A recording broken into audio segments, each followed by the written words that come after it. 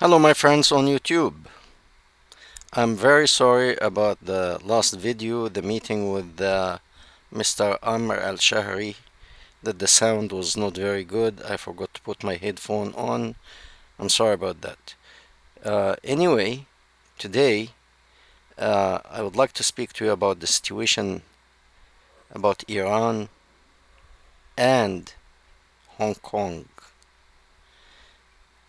and what are the two have in common. It seems to be really they have nothing to do in common. But actually, there is a lot in common between these two countries now. Um,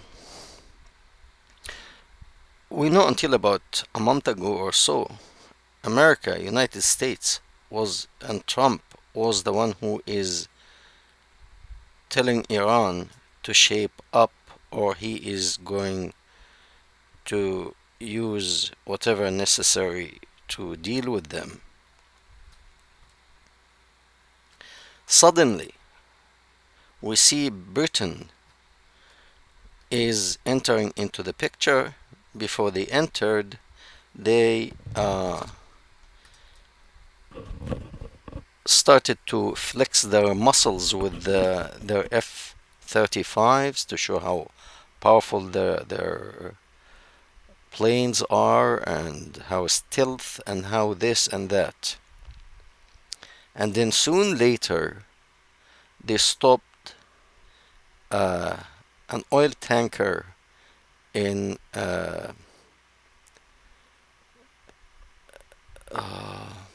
what's the name of that place in supposed to have been part of Spain.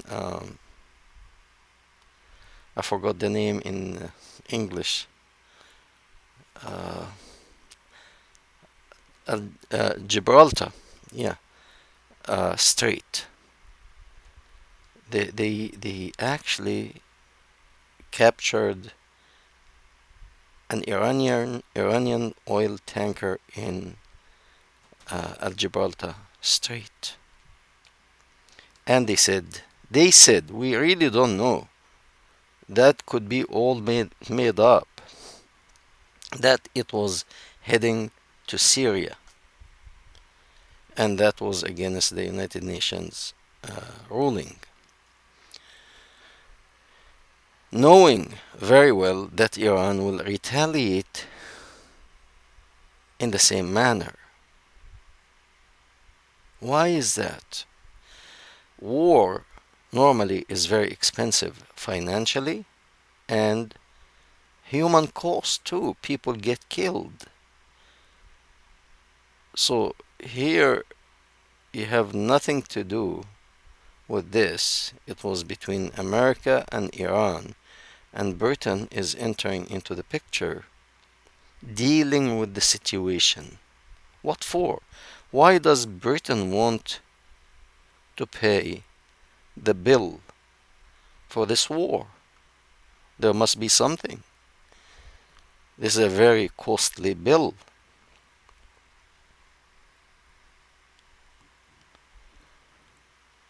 If it was Israel, I understand, for their safety. But why Britain? And why now? Britain, because China started to play their cards, pressing to annexate. Well, it's annexated, but they are trying to uh, make Hong Kong communist once again. Annexated to China, Red China, make it communist. And they know the people will rebel against that because they tasted freedom. It was about 100 years under British rules, and it became very wealthy, and the people there are very wealthy, and they don't want to go back to poverty to become like average Chinese in China. They don't want to eat insects and rats, dogs and cats. They tasted the prosperity that it comes from free market.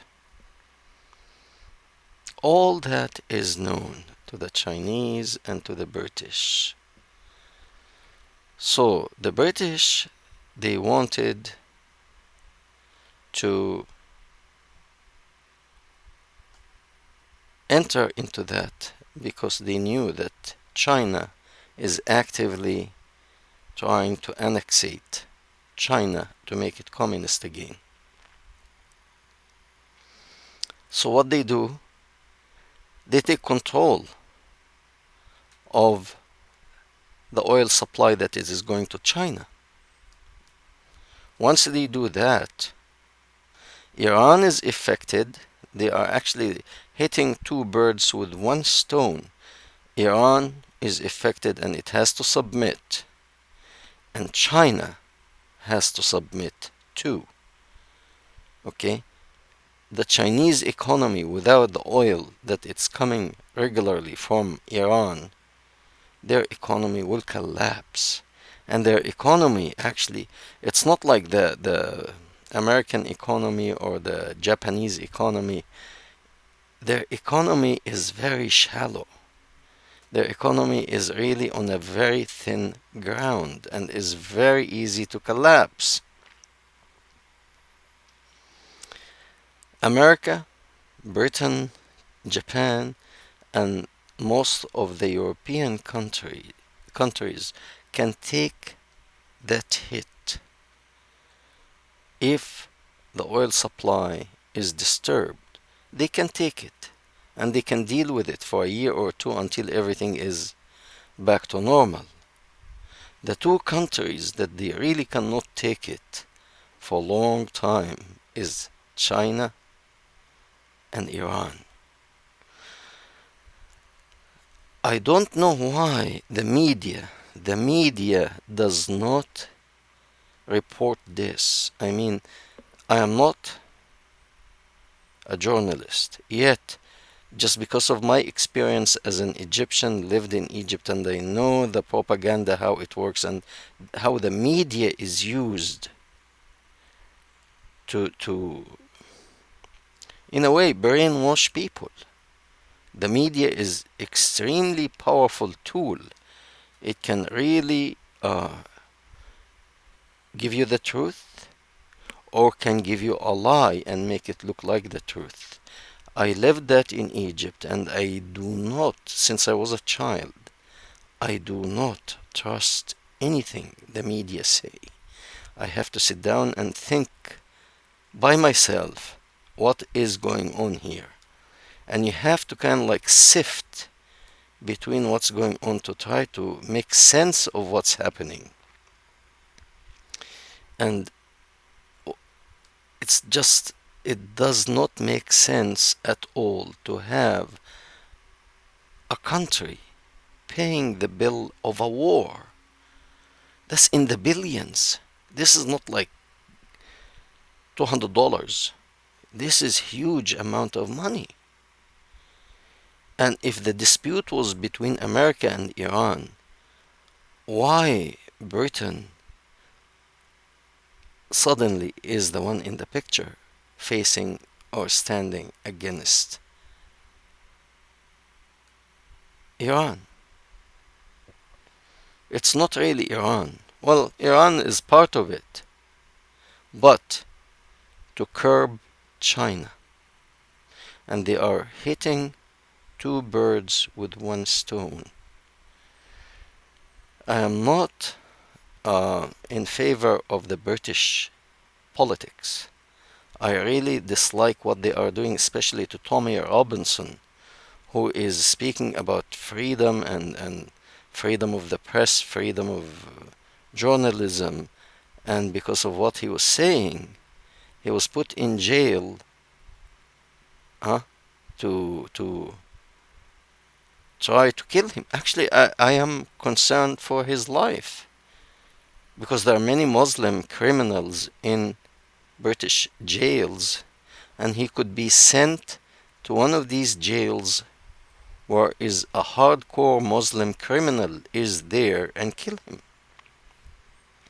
And they will make it look like an accident. And these guys, these Muslim guys, killing for them is serving the will of Allah.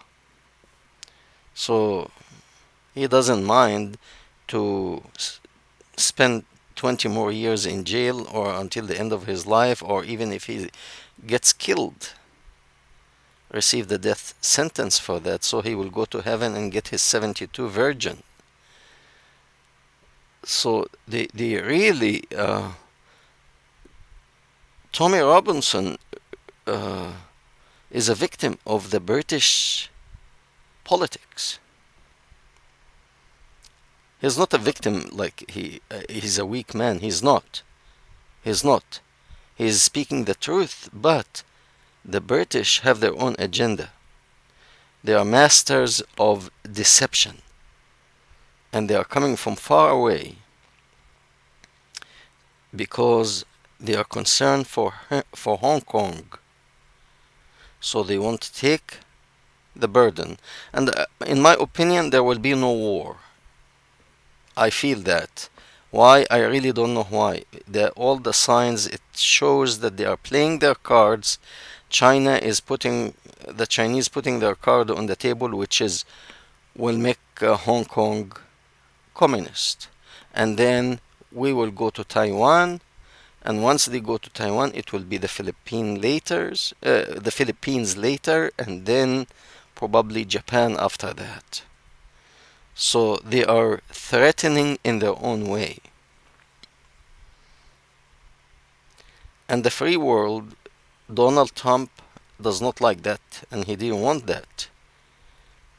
So, but because it will affect the British more, the British economy, the British money more, then Britain took charge of the situation. Keep America aside now, we will deal with it. So uh, the British confiscate an oil tanker in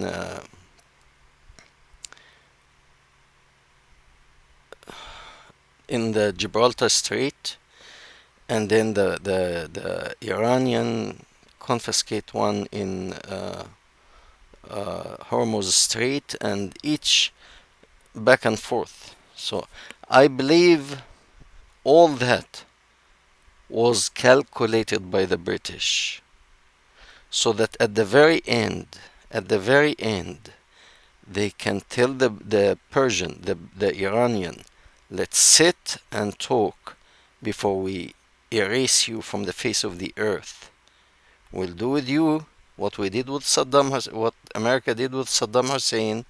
We'll destroy you, and meanwhile, the Chinese economy will collapse. So they are playing with China.